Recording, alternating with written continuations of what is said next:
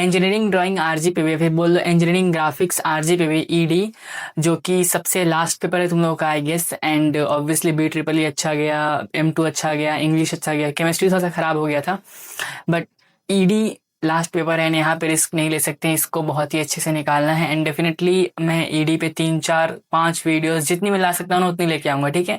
जैसे मैथमेटिक्स 2 के लिए अपन ने पूरी मेहनत की थी, वैसे ईडी के लिए मेहनत करेंगे, क्योंकि दूसरे जो ग्रुप के बच्चे हैं उनका सिविल है, कंप्यूटर है, तो वो काफ़ी ईजी सब्जेक्ट्स हैं, तो वो उसमें कोई इशू नहीं है। मेरे को मेन फोकस करना है ईडी पे अभी, क्योंकि अगर ईडी में बैक रह गया तो वो लंबा चला जाएगा, M2 की तरह वो भी होता है। तो इसीलिए कुछ भी हो जाए इंजीनियरिंग ड्राइंग में बैक नहीं लगना चाहिए, ठीक है। कुछ भी हो जाए नहीं लगना चाहिए। इसमें एक मैं शॉर्ट नोट बताऊं कि कैसे प्रिपेयर करना है। एंड अगर किसी को ओनली पास होना है तो बेसिक से बेसिक क्या पढ़ना है, scales, projections and CAD. CAD पूरा थ्योरी होता है एंड 21 मार्क्स कंफर्म होते हैं। कभी कभी 14 आ जाते हैं, तो 14 मार्क्स तो 100% कंफर्म है, कभी कभी 21 मार्क्स आ जाते हैं। जैसे अपने मैथमेटिक्स 1 में मैट्रिक्स होता है ना, इस बार मैट्रिक्स 21 मार्क्स में आया था। वेरिएशन ऑफ पैरामीटर्स कंफर्म होता है 14 मार्क्स में, वैसे ही कैड कंफर्म होता है 14 मार्क्स में हर एक साल ईडी में, ठीक है। ओनली थ्योरी है, उसमें कुछ प्रैक्टिकल नहीं है, कुछ ड्राइंग नहीं है, कुछ नहीं है, ओनली थ्योरी है। तो लाइक स्केल्स हो गए, स्केल्स में क्या थोड़े बहुत स्केल बनाने पड़ते हैं, जैसे vernier scale, diagonal scale and all, सब मैं बताऊंगा अभी। तो ये सब चीज़ें होती हैं कि अगर स्केल्स, थोड़ा सा प्रोजेक्शन एंड कैड कर लेंगे तो बेसिक पास होने के लिए 100% गारंटीड है।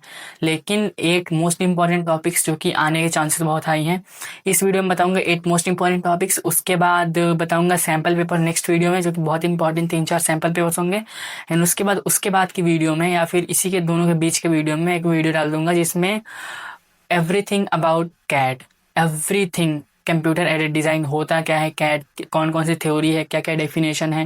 एंड व्हाट्सएप चैनल को ज्वाइन कर देना, उस पर सब कुछ शेयर कर दूंगा। डैट मीन्स कि एक वीडियो आएगी कैड के ऊपर जिसमें 14 मार्क्स 100% कन्फर्म रहेंगे, 14 मार्क्स, ठीक है। एंड इन सब के मैंने छोटे छोटे डेफिनेशंस, एक्सप्लेनेशन, फिर ये होता क्या है एंड कैसे लिखना है एग्जाम में, मैंने सब कुछ लिख रखा है यहाँ पे।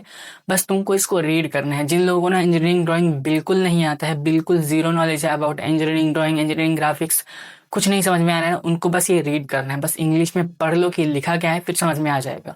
ये बस एक बेसिक ओवरव्यू है स्टार्ट करने के लिए, सिलेबस को समझने के लिए कि एक्चुअली में होता क्या है इंजीनियरिंग ड्राइंग, स्केल क्या होता है, उसको बस पढ़ना है, ठीक है। तो ये हो गया ऑल अबाउट स्केल, जिसमें डेफिनेशन है स्केल का, types of scale like plain scale, diagonal scale, vernier scale. उसके बाद RF कैसे निकालते हैं, रिप्रेजेंटेटिव फैक्टर कैसे निकालते हैं। उसके बाद यूज़ क्या है स्केल का, कहाँ कहाँ यूज़ होता है, डन।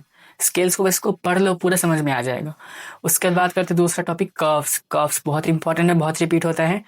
कर्व्स में डेफिनेशन देख लो, टाइप्स देख लो, साइक्लॉइड कर्व होता है, एपिक्लॉइड कर्व होता है, हाइपोक्लॉइड कर्व होता है। उसके बाद सबके छोटे छोटे डेफिनेशन दिए हुए हैं कि वो होता क्या है, बेसिकली समझने के लिए, ठीक है, लिखने के लिए नहीं है, बस समझने के लिए है। उसके बाद है projection of lines. Basically projection होता क्या है ये समझ लो, प्रोजेक्शन एकदम डीप से समझो, प्रोजेक्शन होता क्या है, उसका थ्योरी पार्ट समझ जाओ पूरा। एक आध प्रैक्टिकल बना दोगे, लेकिन एक आध ड्राइंग बना दोगे तो काम हो जाएगा। लाइक डॉट्स होते हैं ना, बिंदु होता है जो, तो डॉट का प्रोजेक्शन कैसे निकालते हैं, प्रोजेक्शन ऑफ पॉइंट उसको बोलते हैं।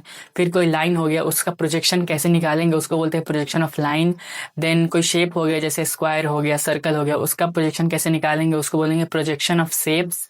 ऐसे अलग अलग टाइप के प्रोजेक्शंस होते हैं, ठीक है। तो बेसिकली प्रोजेक्शन समझो, प्रोजेक्शन होता क्या है एंड उसके डेफिनेशन यहाँ पे लिखे हुए हैं। देन की पॉइंट्स एंड स्टेप्स पढ़ लो।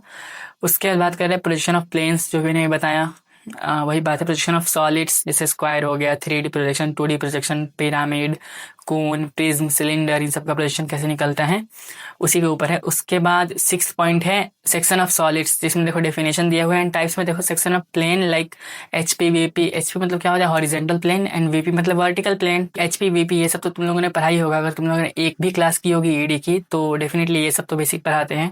बट इसमें सेक्शन ऑफ सॉलिड में प्रोजेक्शन ऑफ जो लाइन हो गया उसमें, और इसमें प्रॉब्लम ये है, मतलब डिफरेंस ये है कि जैसे प्रोजेक्शन ऑफ लाइन अगर तुम नॉर्मल निकालोगे तो उसमें क्या होगा कि नॉर्मल एक ऐसे लाइन होगी या फिर एक ऐसे लाइन होगी, ठीक है।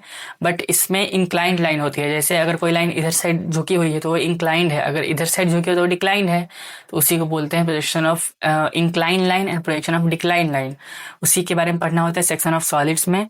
उसके बाद 7th पॉइंट है development of surfaces. First of all अगर तुमको समझ में नहीं आ रहा है इन चीज़ों में तो डोंट वरी, मैं हूँ ना, सारे डेफिनेशंस अच्छे से समझा के, फिर अगर तुम कमेंट सेक्शन में बताओ तो मैं हिंदी में भेज दूंगा, उसको हिंदी में पढ़ लेना तो समझ में आ जाएगा।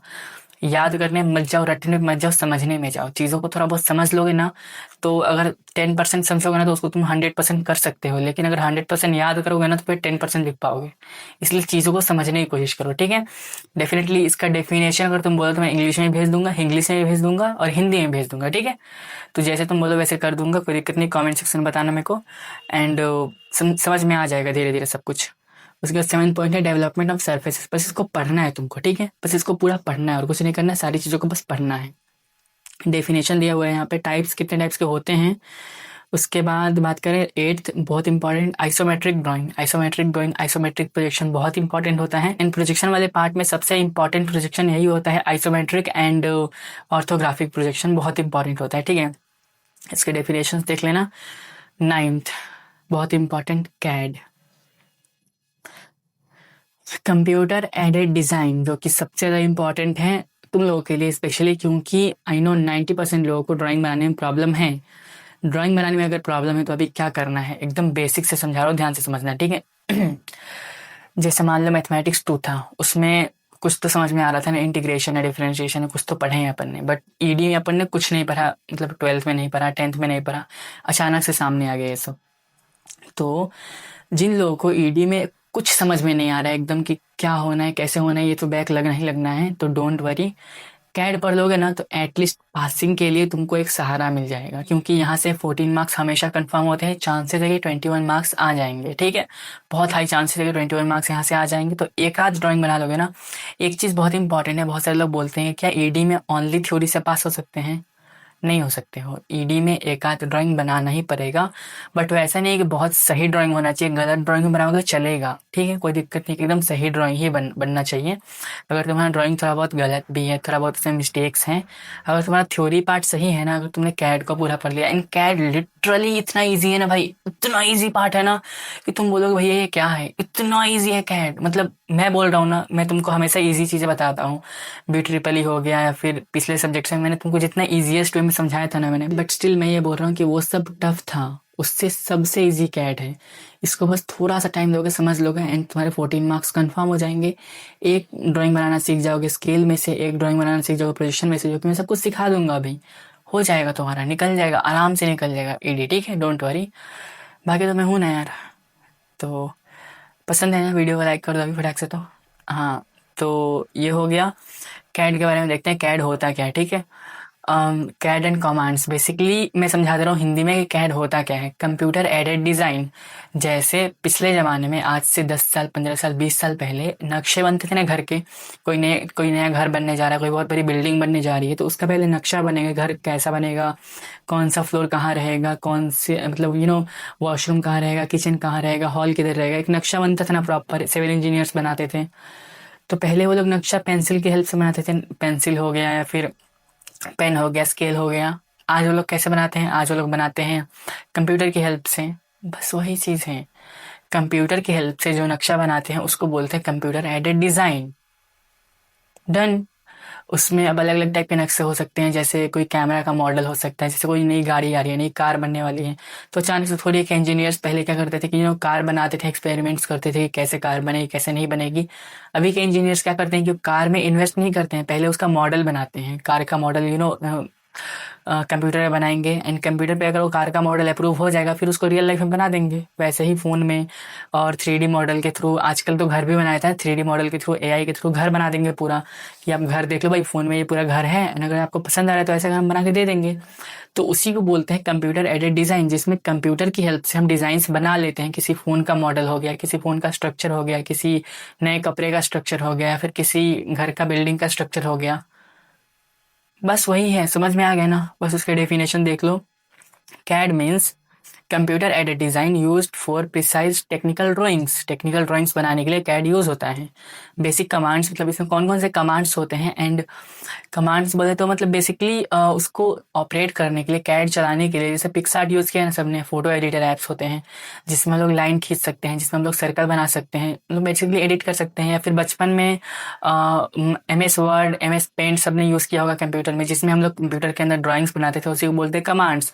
जैसे अगर मैं तुमसे बोलूँ कि MS पेंट के अंदर एक साइकिल बनाओ, तुम सबसे पहले क्या करोगे, 2 सर्कल खोजोगे एंड दोनों पहिए लगा दोगे, फिर 2 लाइंस खोजोगे ऐसे साइकिल के लिए, वही होता है ना, बेसिकली वही होता है, बेसिक कमांड्स की लाइन, सर्कल, आर्क, फिर rectangle, create shapes. Shapes create करोगे उसे बोलते हैं कमांड्स। एडिट कमांड्स मतलब बेसिकली कोई भी लाइन तुमने बनाई है, अगर उस लाइन को इधर से उधर घुमाना है, लेफ्ट लेके जाना है, राइट लेके जाना है, तो माउस से क्लिक करोगे उसको लेफ्ट लेके आ जाओगे, राइट लेके आ जाओगे। तो होता है एडिट, कि मतलब कौन कौन से एडिट्स तुम कर सकते हो, कॉपी कर सकते हो, उसको रोटेट कर सकते हो, मिरर कर सकते हो। कितना सिंपल है ना। देन लेयरिंग कॉन्सेप्ट क्या होता है, उसी के अंदर व्यू पोर्ट्स क्या होते हैं, जूम एंड ऑल, ये सारी चीज़ें इंपॉर्टेंट है कैड के अंदर। एंड ये इसके ऊपर एक बहुत ही डिटेल्ड वीडियो मतलब लेके आऊँगा, 20-25 मिनट की एक वन शॉट वीडियो, जिसमें पूरा कैड समझा दूंगा, Z A to Z, sorry, A to Z CAD पूरा समझा दूंगा, बेसिक से एंड तक सारे डेफिनेशन हो गए, सारे एक्सप्लेनेशन हो गए, सब कुछ दे दूंगा। हो गया, बस इतना कर लेना, ईडी आराम से निकल जाएगा। ठीक है, अभी देखो ध्यान से समझो। सारे इंपॉर्टेंट टॉपिक्स हो गए, 8 मोस्ट इंपॉर्टेंट टॉपिक्स मैंने बता दिए ना, उनको पढ़ लेना अगर तुमसे हो रहा है तो ठीक है, अदरवाइज मैं ग्रुप पे भेज दूंगा, उसको बस रीड कर लेना। उसके बाद मैं सैम्पल पेपर्स के लिए वीडियो लेके आऊँगा, जिसमें ड्राइंग के लिए अलग सैम्पल पेपर होगा एंड कैड के लिए अलग सैम्पल पेपर होगा। थ्योरी एंड ड्राइंग को अलग अलग बता देंगे, एंड दोनों को बस सॉल्व कर देना, एग्जाम्स आराम से निकल जाएंगे। कैड के ऊपर एक वीडियो आ जाएगी, डन, इतने में आराम से हो जाएगा। ठीक है, तो अगर कोई भी डाउट, कोई भी कंफ्यूजन रह गया है फिर भी, तो कमेंट सेक्शन में पूछ लेना, मैं देख लूँगा। एंड या फिर मुझे डायरेक्टली इंस्टा कर देना इस आईडी पे। एंड मिलते हैं किसी अच्छी इन्फॉर्मेटिव वीडियो में, तो वीडियो को लाइक करो, चैनल सब्सक्राइब करो, अब तो कर लो यार। इतने सारे लाइक 17-18 हज़ार 20 हज़ार बच्चे देखते हैं, सब सब्सक्राइब कर लेते हैं अगर, तो कहाँ होता है आज में। एंड एक बहुत इंपॉर्टेंट चीज़, जैसे आजकल बहुत ज़्यादा मौसम चेंज हो रहा है, एंड एग्जाम्स के टाइम पे तो बारिश हो जा रही है अचानक से। तुम लोगों के टाइम पे अभी शायद नहीं हुई है, लाइक B ट्रिपल में तो कुछ नहीं हुआ था उतना कुछ खास, लेकिन उसके पहले लगातार 3 दिन बारिश हुई थी। तो अगर ऐसा कोई सीन बनता है, बारिश सुबह सुबह अगर हो रही है, तो कोशिश करो कि एग्ज़ाम सेंटर पर पहुँचने से पहले 2-3 घंटे पहले निकल जाओ, क्योंकि चाहे कितनी भी बारिश हो, कितना भी कुछ हो, एग्जाम्स नहीं रुकने वाले, एग्जाम्स में कोई डिले नहीं होने वाला, ना ही कोई ऑफिशियल नोटिस आने वाली है। तो अगर तुम्हारा बहुत इंपॉर्टेंट पेपर भी होगा ना, चाहे कितनी भी बारिश हो, कोई नहीं सुनेगा। ठीक है, तो तुम कोशिश करो कि 2-3 घंटे पहले ही निकल जाओ, अगर बहुत ज़्यादा बारिश हो रही है तो, क्योंकि रिस्क लेने से कोई मतलब नहीं है, ना ऑटो मिलेगा, ना बाइक मिलेगी, ना कुछ मिलेगा। ठीक है, तो take care of you and your family, bye.